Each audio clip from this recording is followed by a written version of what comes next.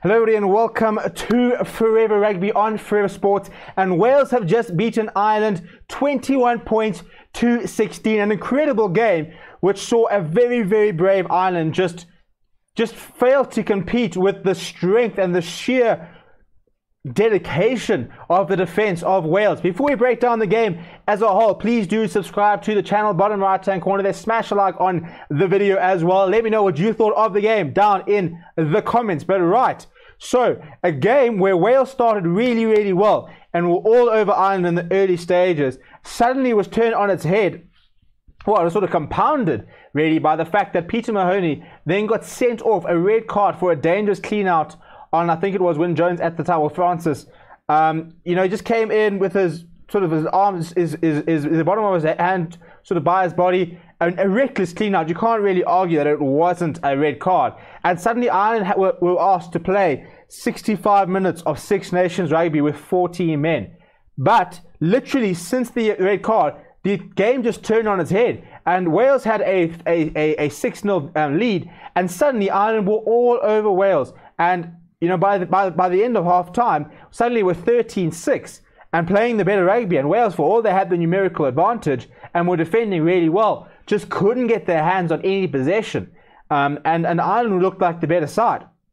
And then in the second half, pretty much mirrored the first half. First 10 minutes, Wales played really, really well. And it was a fantastic try by George North. Some fantastic hands there by Lee Halfpenny, as well as, I think it was Dan Biggar. Very good hands, and George North went over for the Wales' first try of the match. Got a penalty as well, got him up to 21 points. Then Ireland once again started fighting back. They just would not die wondering, and got themselves a penalty. Billy Burns slotted it. Jonathan Sexton went off with a head injury. Hopefully that's nothing too serious. And then the weirdest sort of last 5 minutes, where Wales literally had 30 seconds to burn. Gareth Davies, after winning the scrum, decides to chip the ball ahead, gift the ball back to Ireland. They then conceded a penalty, got up to the halfway line. Wales conceded another penalty, and about 2 minutes into the extra time, Billy Burns kicked the ball out in the full and just over the dead ball line. All he had to do was find touch, and he kicked it too far, and suddenly what was a final chance ever for Ireland was just completely taken away by a horrible kick by Billy Burns, and Wales escaped with a 21-16 victory. So an incredible match. And what I will say is that you go back 2 years, and a Warren Gatland Wales side was so difficult to score points again. They were so difficult to score tries again because the defense was immense. And we'll get to the tackle stats in a little bit. But the defense, once again, was absolutely tremendous from Wales. When we look at the stats overall, it shows a game where Ireland, despite going down to 14 men, were very brave and put a lot of pressure on Wales. So look at the possession: 61% Ireland and 39% Wales. Territory 51-49, so territory was pretty even.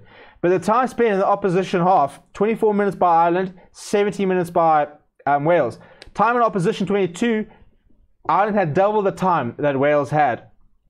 And you look at points per visit to the 22, and this is the problem with Ireland, that they didn't get enough reward for the time they were in the 22, because they got just 1 point per visit to the 22, whereas Wales got 3. If you look at possession kick, a lot of possession kick from both sides. But this is what I wanted to highlight: the attempted tackles.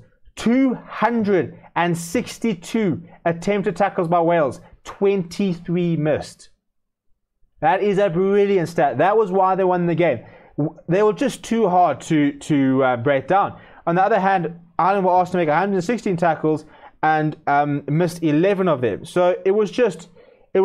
The defense was too good from Wales. Look, both sides had a 91% tackle success rate, but with Wales having to be asked to make more than double the amount of tackles and making 91% of that is how you win Test match rugby. Apart from that, it kind of favors Ireland, to be honest. 5 line breaks to 2 line breaks. The lineouts were horrible for Wales. They lost 4 lineouts in very important phases. And I think if they were to have lost, you could have gone back and looked at the lines and say that was a major error or area where they just weren't really good enough. But apart from that, a lot of it does sort of favor Ireland. 10 penalties conceded by Wales, 11 by Ireland. So that was pretty 50-50. So it was quite an even game, which is weird considering that Ireland had 14 men. So I think as an Irish fan or as the Ireland players, you will look at the game and think we did lose, but we did have 14 men and we were still very, very competitive. For Wales, I think you're going to sit there and say, well, defensively, that was absolutely brilliant. Wyn Jones was the player of the match, a very good defensive effort from him. And I think there were about 5 or 6 Welsh players who all made more than sort of 16, 17 tackles. A huge defensive effort, and they reaped the rewards. Could this be the return of the Welsh side we saw under Warren Gatland? You know, yes, it was against a 14-man Ireland team, and they didn't play particularly well with ball in hand. But if you have a defensive effort like that, if you've got defensive structures like that, you can push any side to the death. Because, you know, if you're just not conceding a lot of points, it comes down to a couple of moments. You know, Lee Halfpenny kicked very, very well. Well, the Ireland centres were very good. CJ Stander was pretty good. But yeah, so a very, very interesting game. So Wales, France, and Scotland start the weekend with, well, start the Six Nations with wins, which means no wins for Ireland or England, which is a little bit of a shock as two of the sort of more favoured sides for the tournament itself. But that just shows you what the Six Nations is all about. Smash a like on the video. Do subscribe to the channel. My name is Stephen, and I'll chat to you soon.